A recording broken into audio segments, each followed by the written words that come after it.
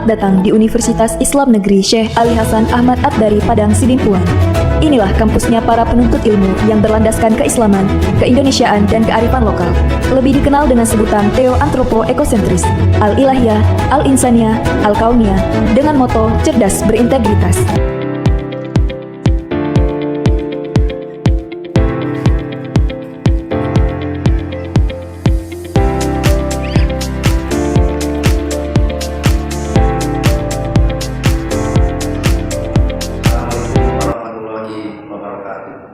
Kepada yang terhormat Bapak Ibu dosen penilai uji kinerja, perkenalkan nama saya Mahyudin. Saya adalah salah satu mahasiswa PPG dalam jabatan BIK 1 tahun 2025 pada RPTK Winsada Padang Sidimpuan dengan nomor NIM 24211011237. Pada hari ini Rabu tanggal 14 Mei 2025 saya akan melaksanakan praktek mengajar pada kelas 7 MTS Persis di Kecamatan Pengumpuh Kabupaten Garut dengan materi Pulau Rosidin sebagai salah satu syarat untuk mengikuti uji kinerja.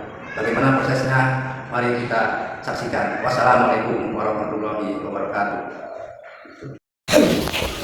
Assalamualaikum. Baik anak-anak, bagaimana keadaannya pada pagi hari ini?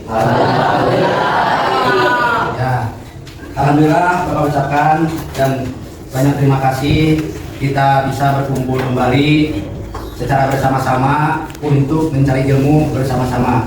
Nah anak-anak, pada pagi hari ini supaya belajar kita lebih baik dan lancar, mari kita berdoa secara bersama-sama yang akan disampaikan oleh ketua kelas kita. Ya, ayo silakan. Sebelum baik. Sebelum belajar, kita berdoa dulu.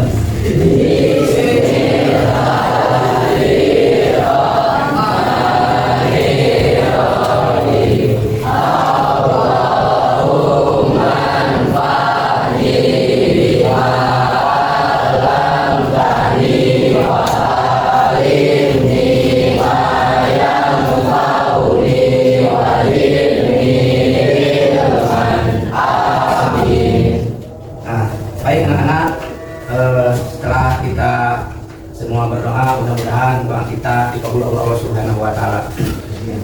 Nah anak-anak, sebelum pelajaran dimulai, Bapak akan mengabsen terlebih dahulu supaya Bapak mengetahui pada hari ini siapa yang masuk dan yang tidak masuk.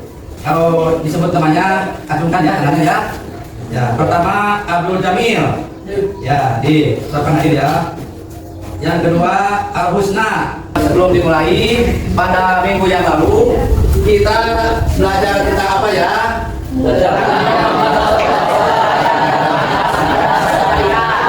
Tentang Nabi Muhammad SAW dan perkembangan Islam pada masa utama.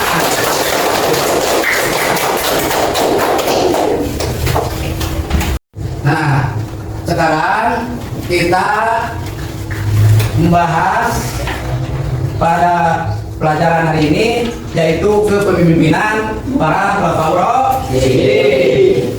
Nah, sebelum itu anak-anak, kita belajar ini mempunyai tujuan, bahwa tujuan dalam pelajaran diantaranya satu, bisa memahami perjalanan hidup dan kepemimpinan para Bapak Rosidin. Yang kedua, mampu meneladani sifat-sifat kepemimpinan mereka dalam kehidupan sehari-hari. Nah, selain itu dalam pembelajaran juga mempunyai kriteria yang harus dicapai. Nah, di antara kriteria yang dicapai itu dan tujuan pembelajaran itu adalah satu, memahami biografi Bapak Rosidin. Yang kedua, menganalisis nilai kepemimpinannya. Dan yang terakhir, nomor 3, meneladani sifat-sifat teladan mereka.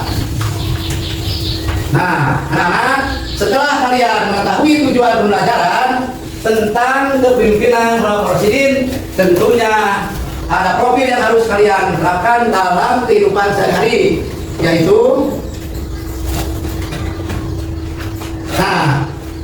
profil Pancasila dan profil Rahmatan lil Alamin. Untuk profil belajar Pancasila kita harus beriman, bertakwa kepada Tuhan Yang Maha Esa, berakhlak mulia dan bernalar kritis. Yang kedua, profil pelajar rahmatan lil alamin.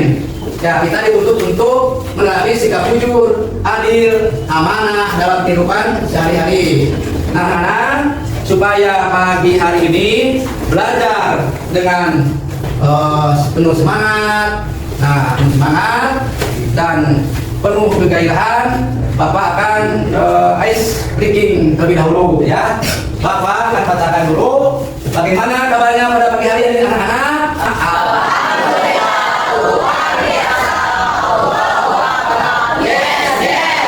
Terima kasih. Nah, untuk mulai materi hari ini, kalian semua harus mampu melihat, mengamati biografi dan nilai-nilai yang nilai-nilai kepemimpinan Bapak Rosidin serta menerapkannya dalam kehidupan sehari-hari. Nah, setelah itu untuk menerapkan dalam kehidupan sehari-hari, menjelaskan nama, masa pemerintahan dan kontribusi Bapak Rosidin. Nah, Bapak Rosidin penerus risalah Nabi Muhammad SAW. Prestasi ini akan membahas biografi dan nilai kepemimpinan Bapak Rosidin. Kita akan pelajari teladan mereka dan cara menerapkannya dalam kehidupan sehari-hari. Nah, sekarang Abu Bakar Siddiq. Abu Bakar Siddiq anak-anak terkenal dengan kesetiaan dan ketegasannya. Nah, di samping itu Abu Bakar Siddiq dilihat dari biografi singkatnya, ternyata Abu Bakar Siddiq itu sahabat dekat Rasulullah SAW dan pemimpin pertama yang masuk Islam setelah Rasul Bapak. Masa kepemimpinannya dia itu adalah apa? Tegas melawan kemurtadan dan pengumpulan Al-Quran. Selain itu, Abu Bakar Siddiq mempunyai nilai dalam kepemimpinannya, yaitu nilainya apa? Jujur, terus tegas dan kesederhanaan. Nah, dari sekian biografi Abu Bakar Siddiq secara singkat, ternyata itu bisa diterapkan dalam kehidupan kita sehari-hari. Di antaranya jujur, berani, dan membela kebenaran. Ya.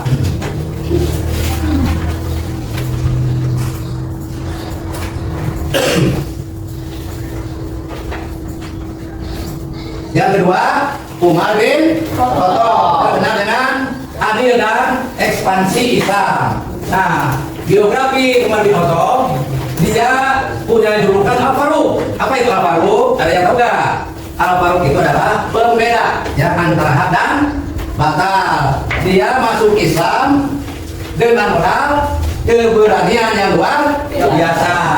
Nah, masa kepemimpinan Umar bin Khattab, ekspansi wilayah dan pembaruan Islam dan sistem administrasi negara. Selain itu punya nilai. Mana nilai kepemimpinan Abu Bakar Umar bin Khattab? Yaitu adil, berani, dan peduli terhadap rakyat. Nah, setelah itu bisa diterapkan oleh kita ya. Mana adil, berani, menegur, peduli sesama teman ya, peduli sesama teman, juga bisa menegur apabila teman kita ada yang melanggar, tapi menurutnya dengan sopan, dengan rendah hati.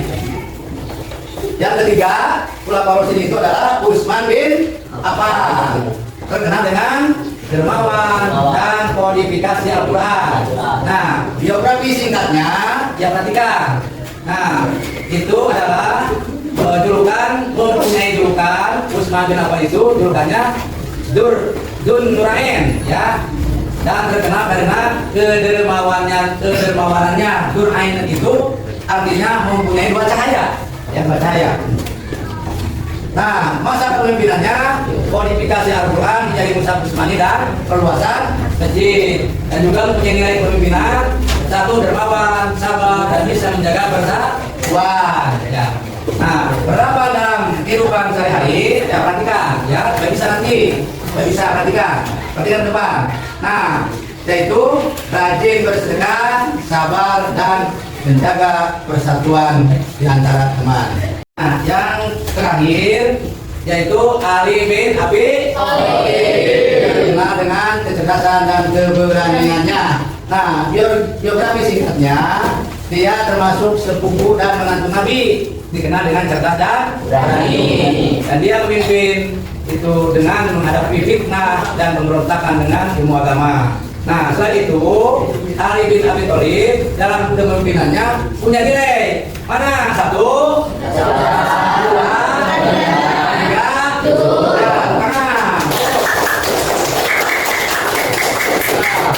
Nah, nilai itu bisa diterapkan dalam kehidupan sehari-hari. Nah, kalau di kita sebagai pelajar ya harus belajar dengan tekun, membela yang lemah dan tidak sombong ya. Itu tidak dianjurkan, bahkan dilarang ya, karena dilarang untuk berbuat sombong. Nah, sistem pemilihan itu pemilihan khalifah maksudnya dengan cara musyawarah dan mufakat. Perhatikan sini. Nah, proses pemilihannya musyawarah, memilih Abu Bakar, Umar, Utsman, dan Ali, itu semuanya dipilih dengan cara bermusyawarah. Nah, prinsip musyawarahnya berunding demi kemaslahatan umat. Nah, selain itu pentingnya mufakat, yaitu kesepakatan untuk menjaga persatuan dan kedamaian. Nah, kalau di sekolah itu saya contohkan musyawarah dalam pengambilan keputusan kelompok di sekolah ya. Karena dari penjelasan Bapak tadi sebelum diakhiri ya, kita akan membuat kelompok ya supaya kita saling membantu dalam menjelaskan dan mengisinya. Ya, caranya begini. Ya, ketiga berdasar dalam ya,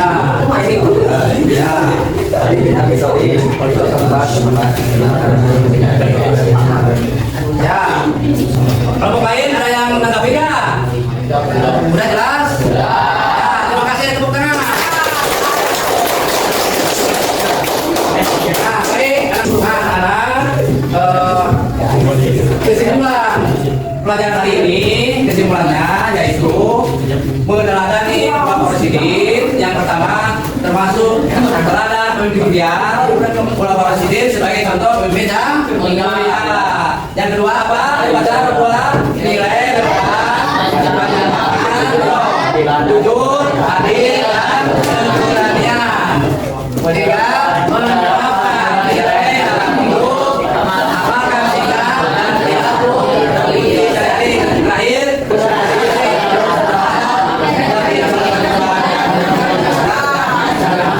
baik anak-anak, sebelum pelajaran kita diakhiri, mari kita menyanyikan lagu nasional secara bersama-sama.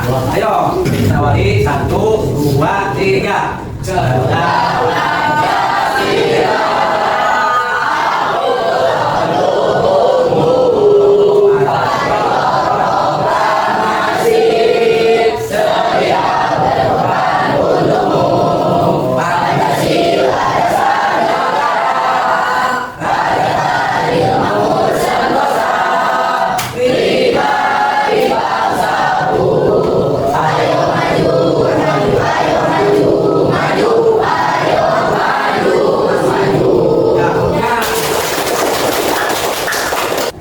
Baik anak-anak, sebelum diakhiri pelajaran kita, mari kita tutup dengan doa secara bersama-sama dengan mengucapkan Alhamdulillah. Assalamualaikum warahmatullahi wabarakatuh.